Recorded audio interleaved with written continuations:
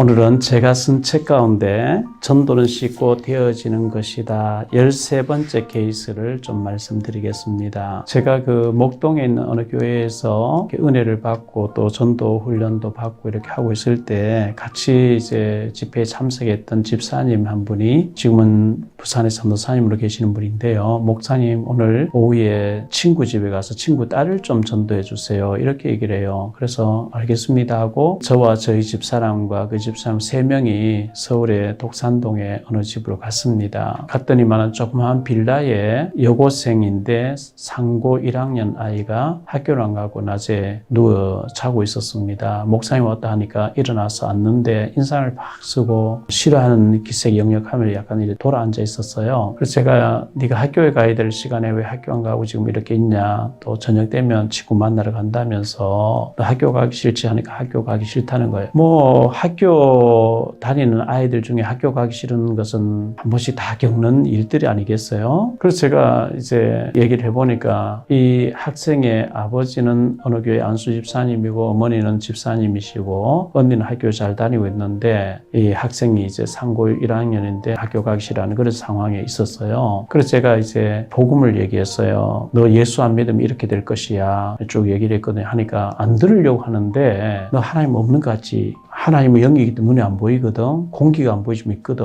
전파가 안 보이지만 있잖아. 생각이 안 보이지만 있잖아. 바람이 안 보이지만 바람 부는 흔적을 통해서 바람 불고 느끼는 것처럼 악한 영이 있는데 타락한 천사야. 그걸 보고 사탄이라고 하기도 하고 마귀라고 하거든. 그런데 성경 요한복음 13장 2절에 보니까 마귀가 가룟 유다의 마음에 예수 8년을 생각을 넣었더니 가룟 유다가 예수님을 싫어하는 사람들이 가서 돈 받고 예수님을 넘겨줬어. 그래서 예수님은 십자가 지게 됐지만 가룟 유다가 그걸 보고 난 뒤에 뉘우쳐가지고 내가 착한 저 좋으신 분을 내가 돈 받고 팔았구나 해서 뉘우치긴 뉘우쳤는데 양심의 가책을 느껴서 목매에 자살해 죽었거든. 여기 봐. 요한복음 13장 2절에 마귀가 가룟 유다의 마음에 예수 8년 생각을 넣었다 하지 않냐. 너 지금 학교 가기 싫은 생각을 주는 마귀가 있어. 그럼 거기서 빠져나와야 돼. 방에 밤이 되면 어둡지만 전기불이 들어오면 어둠이 물러가는 것처럼 예수님을 모셔드려야 이 생각이 사탄이 악한 생각을 주는 이 학교 가기 싫은 생각을 주는 마귀가 꺾이고 도망가는 거야. 이래 얘기하니까요. 안 보는 척 안 들은 척 하던 아이가 성경 말씀 이래 보니까 있거든. 마귀가 가룟 유다의 마음에 예수 8년 생각을 넣었다는 말이 있거든요. 제가 그 얘기를 하니까 고개를 끄덕끄덕 하는 거예요. 그때 마침 그 학생의 아버지 되시는 집사님이 낚시 가셨다가 집에 왔는데 애가 학교 안 가려고 얼마나 걱정됐겠어요. 오셨는데 아이가 목사님 앞에서 말씀 듣고 있거든요. 그래서 뒤에서 앉아 들으셨어요. 제가 아마 1시간 이상 이렇게 복음을 쭉 설명한 것 같아요. 그런데 하나의 그 뒤에 같이 오신 분들이 막 기도하고 있으니 성령의 역사지요. 처음에 안 들으려고 하던 아이였는데 잘 듣는 거예요. 말씀 잘 듣고 고개를 끄덕끄덕 잘 듣는 거예요.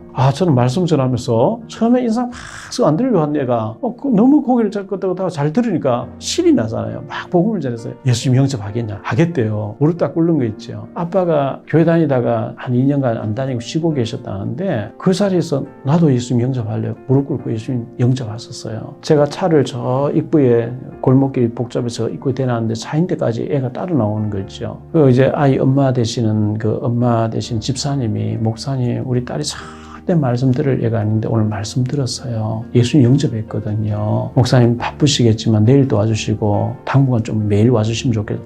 그러지요. 그 다음날 또 갔어요. 그래서 제가 이제 차 타고 오면서 봉고차를 운전해 오면서 집사람하고 얘기를 했어요.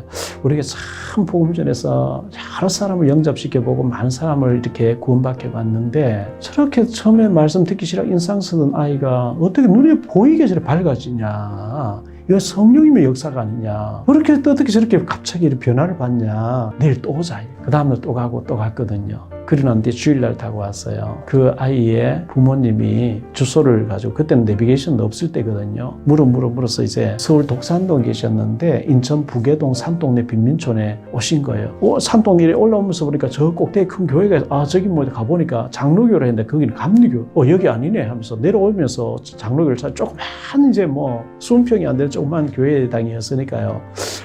목사님이 이런 동네에 이렇게 작은 교회에 계신 줄 몰랐다면서 그때 이제 예배 드리기 시작해서 지금까지 뭐 예배 안 빠지시고요.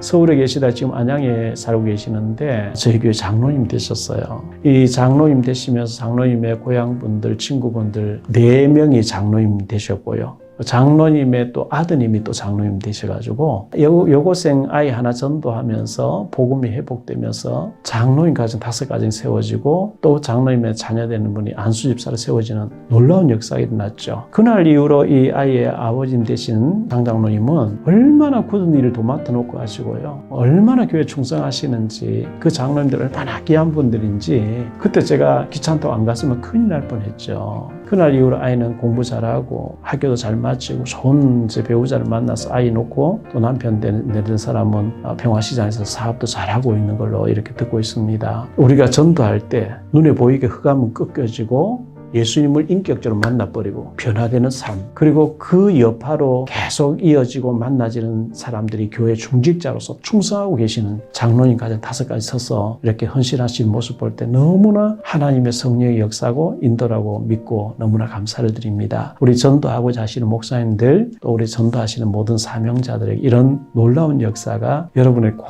있을 줄 믿고 또 있게 되시기를 주의 이름으로 축원합니다. 감사합니다. 축복합니다. 다음 시간 또 뵙겠습니다. 여러분의 구독과 좋아요, 알림 설정은 전도와 선교에 큰 도움이 됩니다.